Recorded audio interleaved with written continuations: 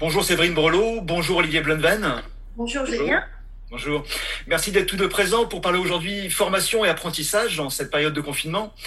Olivier Blunven, vous êtes secrétaire général adjoint du SNETAP, le syndicat national de l'enseignement technique agricole public. De manière générale, s'il s'agit de faire un constat, quelle est la situation des apprentis dans le domaine agricole durant cette période de confinement ? En fait, la situation des apprentis dans l'enseignement agricole est la même en fait que l'ensemble des apprentis, c'est-à-dire confuse, puisque pour le coup, on a aujourd'hui des apprentis qui sont confinés chez eux et qui sont en lien pédagogique avec leur centre de formation, exactement comme l'ensemble des élèves de l'enseignement agricole et donc de la formation initiale.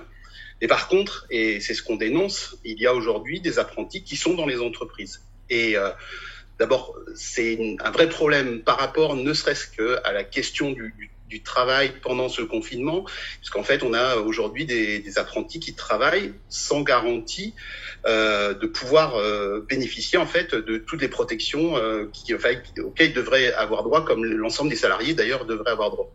Donc ça, c'est le premier problème. Et puis ensuite, c'est aussi un souci parce que ce sont évidemment des jeunes qui sont en formation initiale et qui devraient donc pouvoir avoir un travail avec leur centre de formation, et c'est très difficile en fait pour eux. Donc ils sont en réalité aujourd'hui considérés d'abord comme des salariés et dans une seconde mesure ou une moindre mesure des jeunes en formation.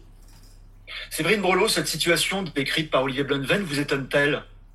Alors malheureusement non, elle ne nous étonne pas. Le ministre du Travail, avec la loi Pénicaud, qui porte le nom de liberté de choisir son avenir professionnel, elle a clairement pour but de mettre la main sur l'apprentissage et de donner la priorité au travail.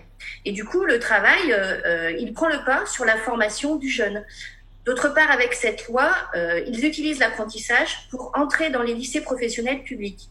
Et tout cela avec la bénédiction de notre ministre, M. Blanquer. Je rappelle que dans nos établissements, les élèves sous statut scolaire bénéficient aussi d'une formation sur les gestes techniques et sur les savoirs professionnels, donc que ce soit en atelier ou en période de formation en milieu professionnel. Et en fait, cet apprentissage se fait sans la pression de la production. Même si nos élèves peuvent aussi fabriquer des produits qui seront vendus à des clients, il y aura toujours du temps pour l'apprentissage du geste technique, ce qui n'est pas toujours le cas pour un apprenti. Et donc d'ailleurs, que ce soit pour la formation professionnelle comme du citoyen, nous pensons au SNEP FSU qu'il est vraiment important que la scolarisation en lycée devienne obligatoire jusqu'à 18 ans. Olivier Blunven, sur la base de ce constat, quelles sont les demandes syndicales que vous portez pour faire face à cette situation ? Alors nous, au niveau du SNETAP, on a aujourd'hui des camarades qui sont syndiqués dans les centres de formation donc pour apprentis, puisqu'en fait, dans l'enseignement agricole, la majorité de l'apprentissage est public. Donc on défend évidemment d'abord la question d'un apprentissage public, effectivement, d'une scolarisation, d'une formation jusqu'à 18 ans. Donc ça, c'est le mandat de la FSU qu'on porte aussi. Pour nous, très clairement, aujourd'hui, tout ça doit passer par le service public et doit assurer d'abord une formation aux jeunes. C'est-à-dire qu'aujourd'hui, en fait, c'est le ministère du Travail qui a pris la main sur l'apprentissage. On le voit, d'ailleurs, ce qui se passe pendant ce confinement en est la preuve. Mais pour nous, c'est évident que c'est d'abord des jeunes qui sont en formation, ils sont en formation initiale, et donc aujourd'hui, ils devraient être ils devraient être chez eux et être en lien pédagogique avec leurs formateurs aujourd'hui dans les centres. Et donc, pour nous, très clairement, c'est la protection des jeunes, puisqu'on parle là en plus d'une grande partie d'entre eux qui sont mineurs. Et donc, pour nous, c'est une évidence, quoi. Aujourd'hui, c'est le service public de formation qui devrait prendre en charge ces jeunes et donc les suivre d'un point de vue pédagogique. Et ensuite, dans un second temps, on reparlera de la question de la formation en entreprise.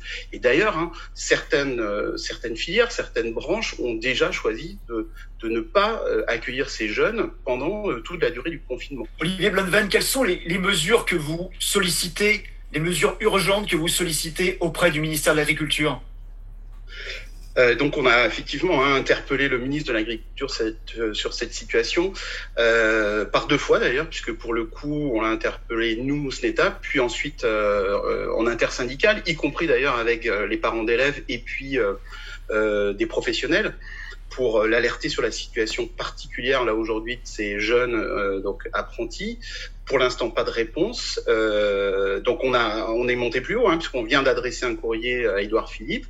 Et nous, évidemment, la première demande que l'on a, c'est que ces jeunes ne soient plus aujourd'hui dans les entreprises, compte tenu, en plus, des mesures qui sont prises partout ailleurs pour les salariés. Pour nous, c'est une évidence, en fait, que ces jeunes doivent être chez eux et doivent être en lien pédagogique avec les CFA. Et c'est la première demande qu'on fait, protéger ces jeunes.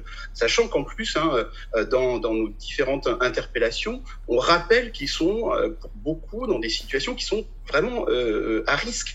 On a des exemples aujourd'hui qui nous remontent et pour nous, c'est inacceptable.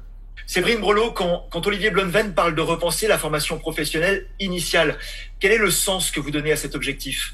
La priorité pour le SMEP, c'est le jeune et son avenir professionnel. Il doit être mis au centre de la formation professionnelle initiale. Et dans cette formation, il y a deux aspects. Il y a l'aspect métier, mais il y a aussi l'aspect vie citoyenne. Le système de formation professionnelle initiale, il a besoin de stabilité. Une formation qui dure 2 ou 3 ans en CAP ou en bac pro, elle ne doit pas dépendre, elle ne peut pas dépendre de la situation économique ou du marché de l'emploi ou même du bon vouloir d'un employeur. Un apprenti, c'est d'abord un jeune en formation et il ne doit pas être vu comme un moyen de production. C'est pourquoi au SMEP FSU, nous sommes inquiets pour les jeunes qui se destinent à l'apprentissage à la rentrée 2020. Un nombre important risque de ne pas trouver de contrat d'apprentissage, voire de voir leur contrat rompu en cours de route. Donc, nous demandons au ministre Blanquer que des moyens supplémentaires soient attribués aux lycées professionnels publics pour accueillir tous ces jeunes qui ont droit, eux aussi, à une formation professionnelle initiale sous statut scolaire. Face à la crise économique qui se profile, il faut absolument renforcer les moyens des lycées professionnels publics de notre pays. Merci à tous deux pour ces éléments et bonne rentrée virtuelle. Nous nous retrouvons très bientôt pour un prochain point sur l'activité syndicale et l'évolution des mesures prises en cette période de confinement. Merci. Merci beaucoup. Au revoir. Au revoir.